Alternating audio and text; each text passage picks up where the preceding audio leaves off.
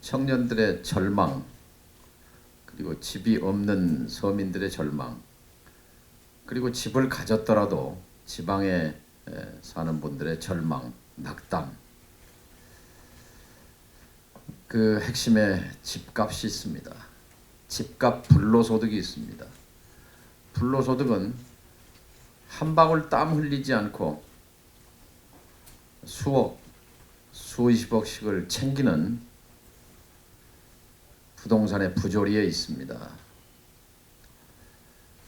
이걸 막을 방법이 없다면 모르지만 길이 있음에도 불구하고 길을 잃고 헤매는 정부의 모습이 참 안타깝습니다. 안쓰럽기도 합니다. 지난달 11월 달에 국민과의 대화에서 대통령께서는 집값은 자신 있다. 이 정부 출범 이후에 집값을 안정적으로 관리했다고 말씀해서 많은 사람들에게 충격과 허탈감을 줬습니다. 현실을 이렇게 모를 수가 있는가? 라는 그런 한탄입니다. 경실련과 평화당은 대통령과 국민의 눈을 가리고 그리고 거짓 보고를 하는 관료들의 숫자 노름 그리고 거짓 보고들을 하나씩 밝혀내고 그리고 사법당국에 이를 조사해달라고 고발하고 있습니다. 실제 서울의 아파트값은 문재인 정부 취임 후 2년 반 30개월 동안 그 가운데 4개월을 빼고 26개월 동안 지속 상승했습니다. 해방 후에 가장 빠른 속도입니다. 2년 반 만에 34%, 3분의 1이 올랐지 않습니까? 또 실거래된 아파트 평균 값이 40% 올라 있습니다. 이 과정에서 경실련이 분석한 청와대 참모들의 집값 역시 40% 올랐습니다. 40%입니다. 근데 집값을 안정적으로 관리해오고 있다는 대통령의 말씀은 그러니까 허언이 된 셈이죠.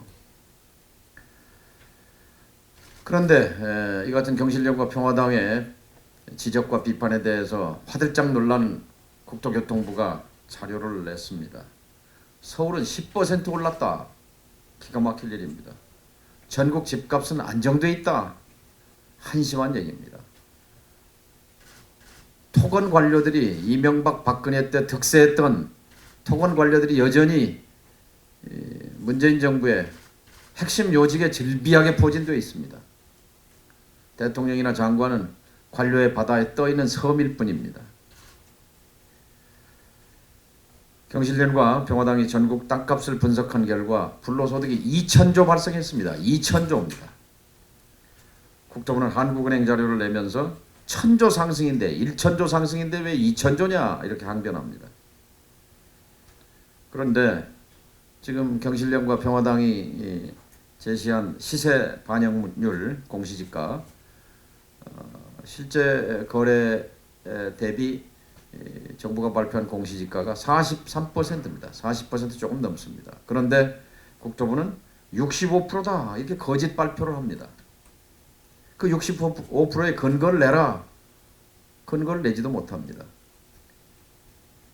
국토부가 뭐 토론하자 이렇게 뭐 했어요. 경실련에 대해서 평화당에 대해서. 그래서 토론하자 했더니 지금 꽁고 먹은 소식입니다. 토론할 자신이 없는 거예요. 그냥 허풍 친 거죠. 허풍. 그러니까 이 정부가 지금 소득 주도 성장을 내걸었다가 결과적으로 불로소득 주도 성장, 일부 특수층에 편향된 불로소득 성장.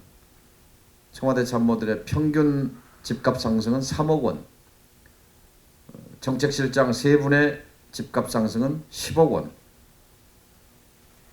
국토부 관료들, 부동산 정책 다루는 사람들의 관료들도 아마 입장이 같을 겁니다. 최소한 30%, 40%씩 집값 상승의 이득을 봤습니다. 그런 참모들과 관료들이 대통령의 눈과 귀를 가리고 있다고 봅니다. 이분들을 가려내야 합니다. 오늘은 박원순 시장 얘기를 좀 하겠습니다. 서울시장은 공공개발회사인 SH공사를 갖고 있습니다. SH공사는 막강한 권한을 갖고 있습니다. 토지 강제 수용권, 그리고 토지의 독점 개발권, 그리고 용도 변경 권한. 이건 정말 법률위의 권한입니다. 재산권을 제한해서 수용을 하고 개발을 하고 용도까지 바꿔줄 수 있는 그런 권한을 가지고 서민의 땅을, 시민들의 땅을 강제 수용해서 그래가지고 이것을 SH공사의 폭리 또는 이것을 분양받은 건설회사의 폭리 이를 보장했습니다. 이에 대해서 분명히 입장을 밝혀야 합니다. 시민의 주거 안정 목적에 사용하라고 위임한 그 권한을 폭리를 취하고 그리고 또 분양 원가 정보는 감추고 속이고 거짓 자료를 발표한 데 대해서 책임을 져야 할 것입니다. 끝으로 평화당과 경실련은 세금을 매년 1,500억 원씩 들여서 조사하는 공시지가, 공시가격이 모두 엉터리고 조작된 것이다. 이 관련자들을 조사해달라 해서 감정평가협회 그리고 감정원장 등 이 책임자들을 검찰에 고발했습니다. 검찰이 즉각 조사를 진행해 줄 것을 다시 한번 촉구합니다. 이번에 위례 신도시 공공주택 분양가격 분석 내용을 이제 김성달 경실련 부동산 개혁본부 국장께서 해주실 텐데요. 그래서 집은 공기업의 장사 수단이 투기 수단이 돼서는 안 됩니다. 삶의 기본입니다. 강제 수용한 땅에서 서민들이 도저히 부담을 할 수 없는 그런 고가 주택을 공급하는 것은 올바른 정책이 아닙니다. 이런 방식으로 추진되는 제3기 신도시 중단돼야 합니다. 다른 방식으로 접근하든지 이거 반대한다는 입장을 분명히 밝힙니다.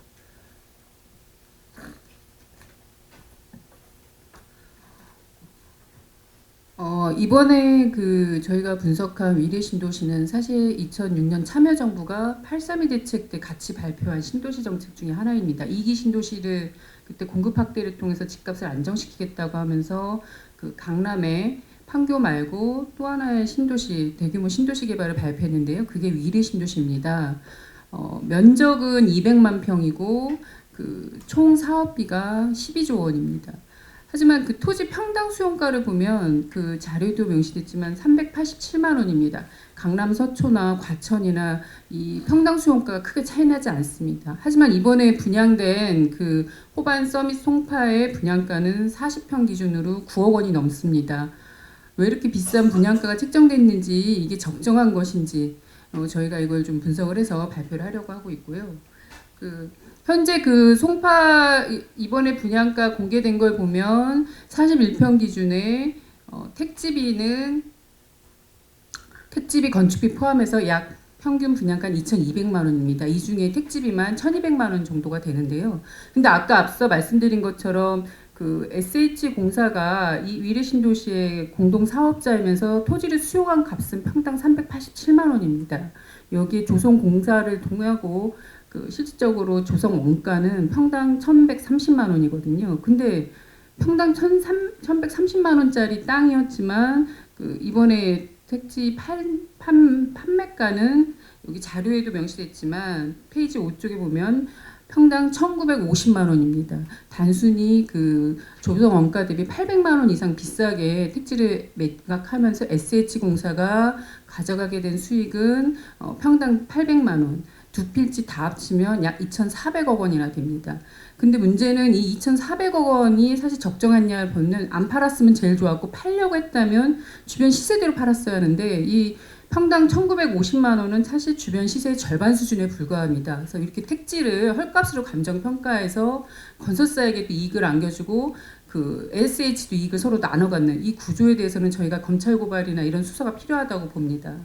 두 번째로는 건축비도 부풀려져 있습니다. 이번에 그 공개한 건축비가 두 블록 평균 1,020만 원입니다. 평당. 하지만 그 위례 신도시는 2011년부터 분양을 했는데 이명박 정부 때 분양했을 때 당시 건축비는 500만 원대입니다. 더 이전으로 내려가면 오세훈 전 서울시장이 공개한 건축비는 400만 원이 되지 않습니다.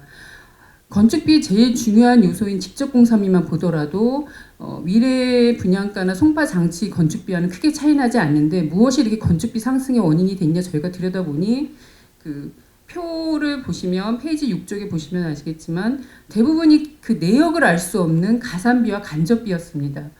가산비와 간접비가 거의 그 이전에 분양한 그 건축비, 가산비와 간접비의 3배에서 6배까지 이렇게 비싸게 이번에 호반 서밋이 분양가를 책정한 것입니다. 하지만 이러한 건축비의 적정성을 검증하기 위해서라도 SH공사가 원가 공개를 해주셔야 되는데 사실 SH공사는 원가 공개를 하고 있지 않아서 이러한 건축비 부풀림에 대한 제대로 된 검증이 어렵습니다. 그래서 이러한 건축비 부풀림을 통해서 호반 서밋이 가져간 건축 차액만 약 저희가 보기엔 3천억 원 정도 될 것으로 예상이 됩니다. 또 하나의 문제는 이번에 이 택지를 누가 받았냐입니다. 사실 이 공교롭게도 SH공사가 두 필지를 팔았는데 그 두 필지를 모두 호반 계열사들이 가져갔습니다.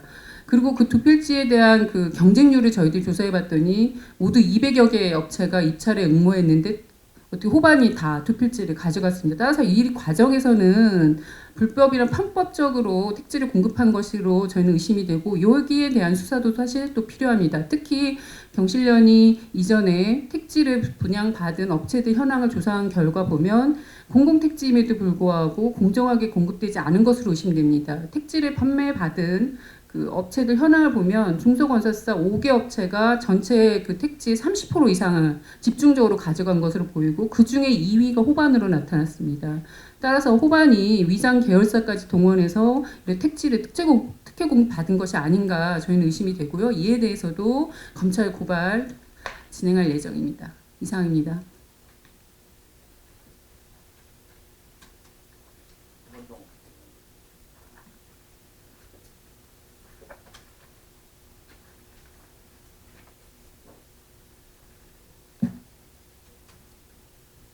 여기 보시면 이 아파트가 평당 970만 원에 분양한 아파트입니다. 이게 강남구 세곡동 또 서초구 우면동에 가면 이런 아파트가 있습니다.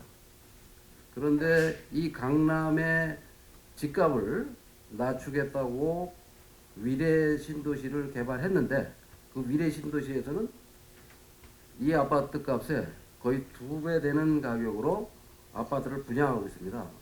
박원순 서울시장은 서울시장이 된 지 3번째 당선이 돼서 지금 8년이 됐고 8년 동안 집값을 안정시키는 노력을 한 것이 아니라 이 공공택지를 팔아서 돈을 버는 그런 일을 했다는 겁니다. 이 땅은 3만 평 정도 되는데 아까 우리 김성달 국장이 설명드렸듯이 평당 400만 원에 사들여서 380만 원에 사들여서 약 1,000억에 사들인 땅입니다. 1,000억에. 그 1,000억에 사들인 땅에 택지 조성 공사비 300만 원을 들여서 1,300만 원짜리 땅인데 이 땅의 지금 현재 시세가 1조 원인데 1조 원짜리 땅을 서울시가 6천억에 팔아서 엄청난 헐값에 이 땅을 넘긴 거고 이 헐값의 땅을 제비뽑기식으로 얻은 호반은 여기서 아파트를 분양해서 3천억의 폭리를 취합니다.